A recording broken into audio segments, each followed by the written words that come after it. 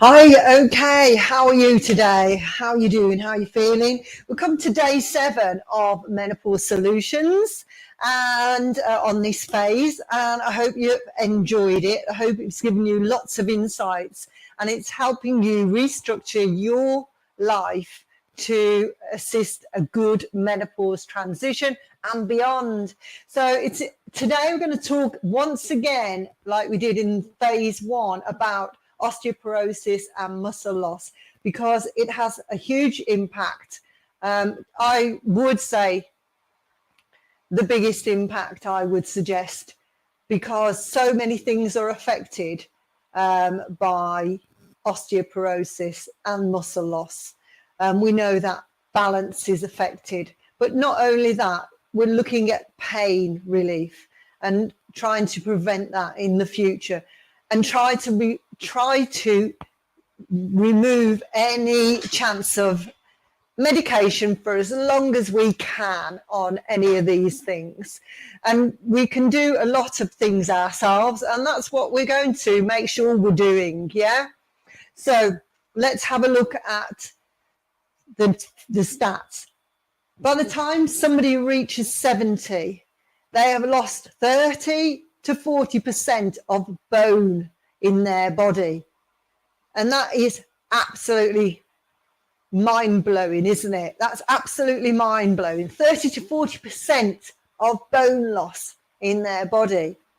And it was 3 women, but it's now actually 1 in 2 women, the stats are changing all the time, suffer from some sort of fracture in menopause and beyond. And that is, the knock-on effect is huge.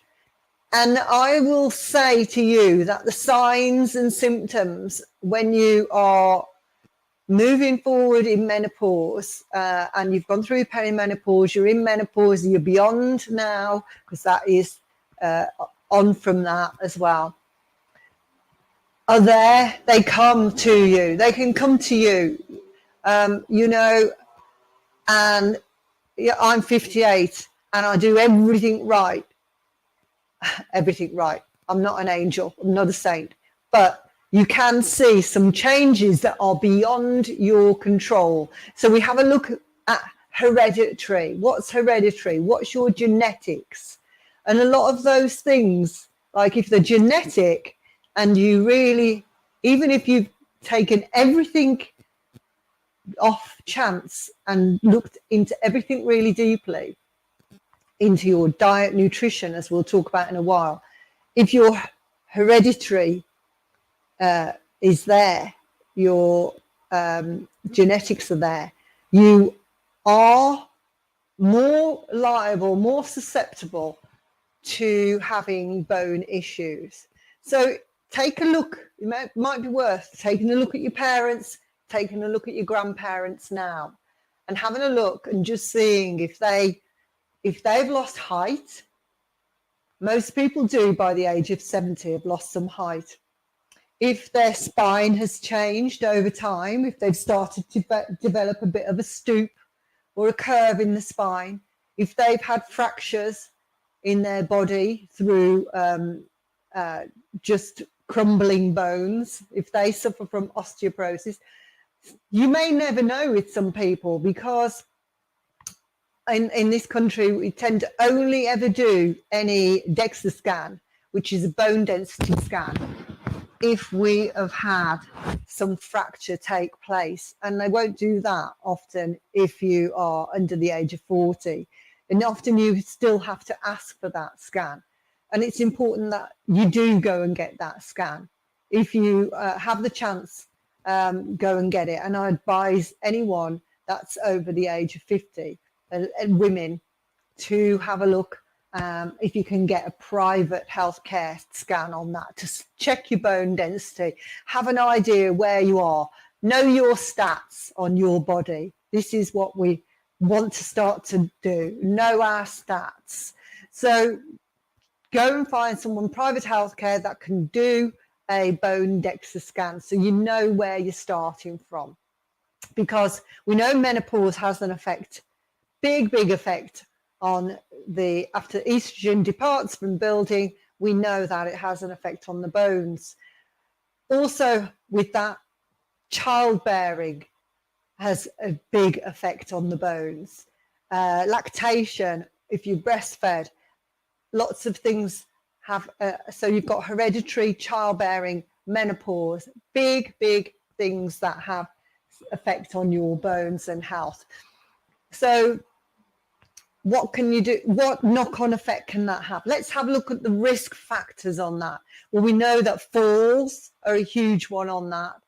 Falls causing fractures, then creating more issues in your body that so you may have like a dodgy knee, but as soon as you have a fall, you've then got a back issue, a hip issue.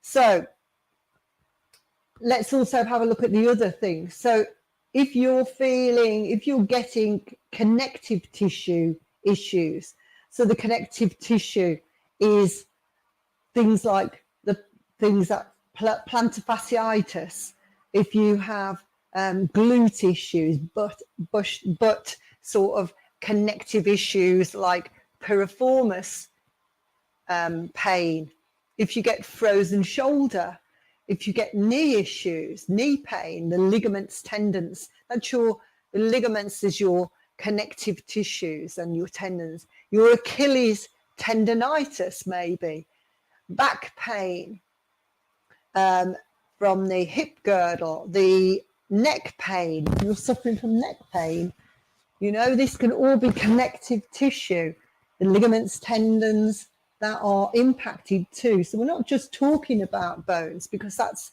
part and parcel of it all. Check out your grip strength. Are you still able to open jam jars? Can you open your bottle of Prosecco? Can you do untighten the screw?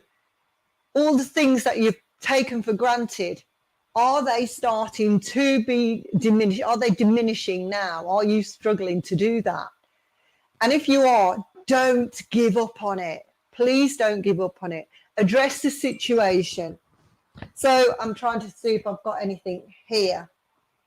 You can start with a tennis ball, squeezing tennis ball, squeeze rubber balls in your hand, squeeze something like rubber ducks, squeeze and hold and squeeze and hold. There's things that you can do, and I will, throughout the whole of this menopause course, remember it's an ongoing 8-week course, be showing you the smaller details, because that, you think, does it really matter?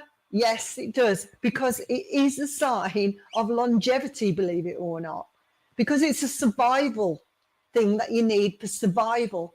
So you do need to keep that grip strength there. It's also a good marker of the whole body strength.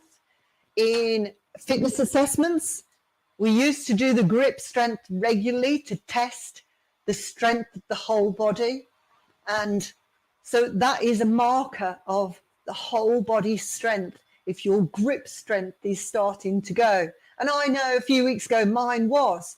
So I switched it up. So when I went to do the weight training at the gym, I didn't put the difficult squeezy apparatus down and went for the easier one. I picked the difficult one back up, squeeze, glide it on. So don't, because you're starting to lose things, don't go with it. Start to look at how you can prevent that.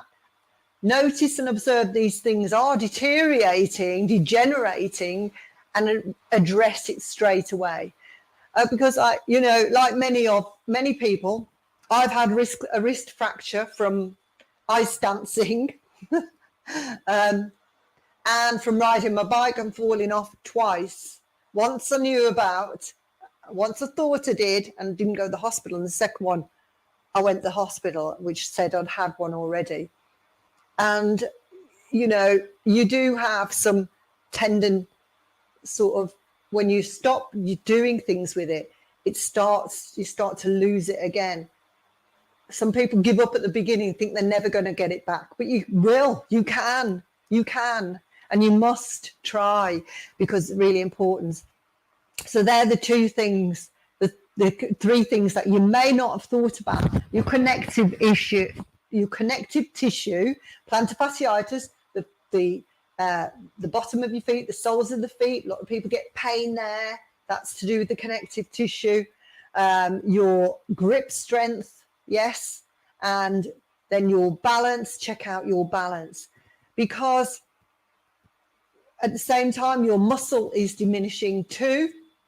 As we spoke, your sarcopenia is there, and we need to. That's why weight training, weight bearing is so important. So I do hope that you've managed to get in the workouts, the upper body workout, lower body workout in strength training. I've given you the same workout to do twice each time in this week, so that it's not baffling you. The idea with strength training is that if you feel that it's become easier, you up that weight. I'll give you more formulas when to know to up that weight if you're a bit confused on that. But if it feels easy and it could go on forever, your weight is not heavy enough, try to stick. I think I've given it 8 to 12 reps. Stick within that 8 to 12 reps. You really want to be pulling to create the bone density in your body when you're doing that. So think of those things now. The bone foes. Bone foes are alcohol, big bone foe, smoking, lack of exercise, and your poor diet, basically. So everybody usually is lacking in vitamin D. So if you can get your vitamin D supplementation in, get a regular vitamin D supplementation in for your bones. Did you know they're trying to phase out osteoporosis by the year 2040 by being able to grow new bone in labs? So, but that doesn't mean we need to stop now. We need to keep on moving forward with this. And so look at your diet. You need plenty of leafy greens, lots of leafy greens. If you can do dairy products and they feel good for you, then do them. For me, I can't. They give me a lot of issues with bloating, digestive system, itchy mouth, catarrh, makes me feel sluggish, lots of reactions like that.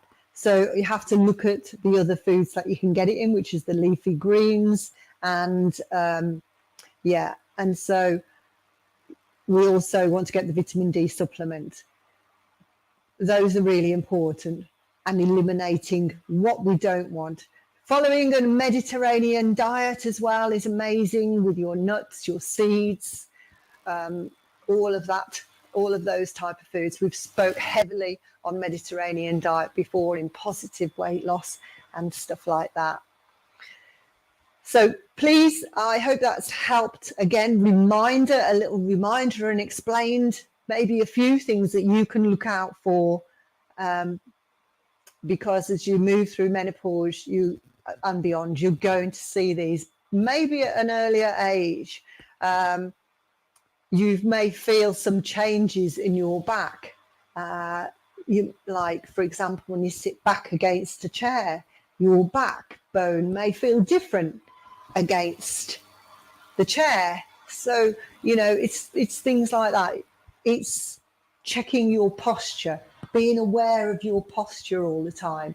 We do live in that society now where we've got really, really bad posture for our neck and backs when we're on the laptop or the phone all the while with our head tucked in like that. I mean, that is just such a bad position to have ourselves in all the time. So checking out your posture, your day-to-day posture is important. So let's wrap it up on that and call it a day. So let's go back through the whole of the week. Check your checklist. if you've been following that shopping list and eating those 3 meals or eating according to your hunger levels, then do weigh, measure yourself, take photos. And if you are enjoying this and feel you want to get more out of it, next week we're going to go, once again, we're going to always be checking in on the nutrition and making sure that we are guiding you through that. We're going to be looking at the new and latest research. It's coming out fast and furious. The trend is there now at the moment with the menopause. It's starting to really lift and awaken. So we're moving fast. Just this week, we had the Scottish government endorsing some combined HRT that is not yet endorsed in the UK. So we're having great breakthroughs, girls. Just stay strong. We're on course, and honestly, we are just, you know, if you get it right, you bust it wide open, and you're really living life to the full and really, you know, moving into what a time of life that we should have. We've done all the base work, we've done the groundwork. We should be really moving into a really fun time now for us. And once we've got these menopause symptoms sorted, I promise you it will be, you know, as long as you make the right decisions. All right, I hope that you've enjoyed it. Do check in to see more about the next phase coming up.